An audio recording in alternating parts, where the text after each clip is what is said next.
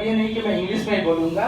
जब हम लोग गीत वीत गाते हैं तो एक चीज़ जरूर हम लोग सुना होगा, हिंदी है हम वतन है, ये हिंदुस्तान हमारा।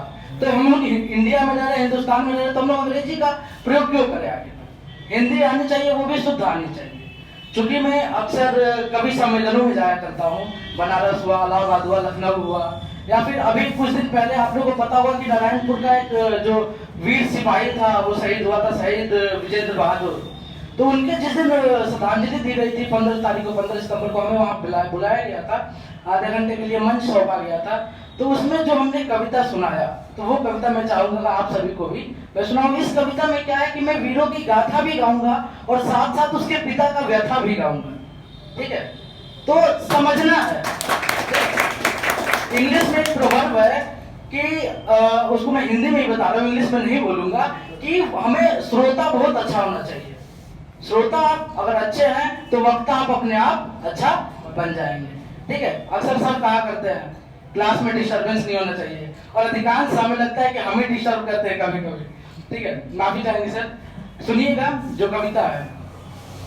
मैं तो वीरों की गाथा को गाता रहूं, मैं तो वीरों की गाथा को गाता रहूं, जिसने भारत को हरदम बनाया महान। मैं तो वीरों की गाथा को गाता रहूं, जिसने भारत को हरदम बनाया महान। उनकी गरिमा हमेशा बनी ही रही, उनकी गरिमा हमेशा बनी ही रही। गोली सीने पे लेके संवारा जहां, मैं तो वीरों की गाथा को गाता रहूं। बस चुप नहीं बैठना है, तालियों से अभिवादन भी करना है, ठीक है? चीजों को समझिए, राज मिलनी बहुत जरूरी होती है। उसके बाद क्या होता है कि राह में कोई आफत या संकट मिले, बेझिझक आगे बढ़ते चले जाते हैं। हम लगर दो को मुंह तोड़ देते जवाब, फर्ज माँ का निभाते चले जाते हैं। तो ऐसे नायक की बातें मैं अब क्या करूं, सत्यता से आपको वाकिफ करा रहा हूं। तो ऐसे नायक की बातें मैं अब क्या करूं, बूढ़े होते हुए भी कहाँ जवान। मैं तो रहूं, जिसने भारत को हरदम बनाया महान। अब इसके बाद पिता का दर्द अब बताएंगे, समझ सुनिएगा कि हमने देखे नहीं, पिता बोल रहा है, ध्यान दीजिएगा सर। हमने देखे नहीं थे कभी ये सपन, कफन मिलेगा तिरंगा सब करेंगे नमन। हमने देखे नहीं थे कभी ये सपन, कफन मिलेगा तिरंगा सब करेंगे नमन। मेरा बेटा किया जो किया कोई ना, उसका पिता बोल रहा है कि मेरा बेटा किया जो किया कोई ना, ऐसे भारत माता के चरणों का ऐसे वंदन। ख्वाब देखे थे जो हम तुम्हारे लिए, जब हुआ था इस घर में तुम्हारा जन्म। छोड़ के सब को पीछे तुम बढ़ जाओगे, और छू लोगे जाके वो नीला गगन।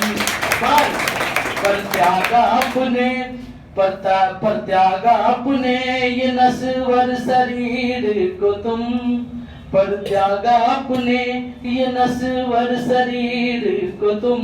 सूना कर ही दिया मेरा सारा जहां, मैं तो वीरों की गाथा को गाता रहूं, जिसने भारत को हरदम बनाया महान। इनकी गरिमा हमेशा बनी ही रही, गोली सीने पे लेके संवारा जहां, मैं तो वीरों की गाथा को गाता रहूं।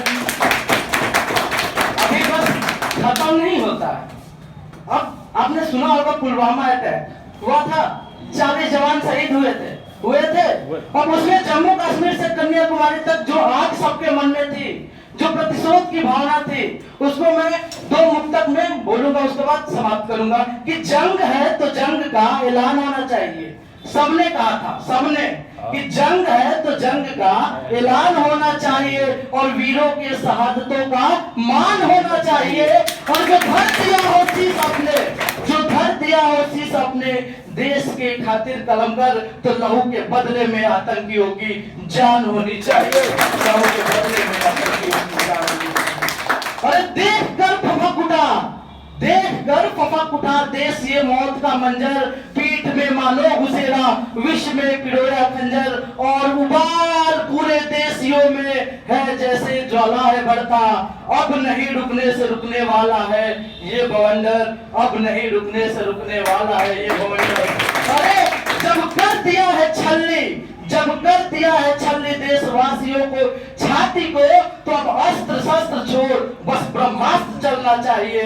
और जंग है तो जंग का ऐलान होना चाहिए, वीरों के शहादतों का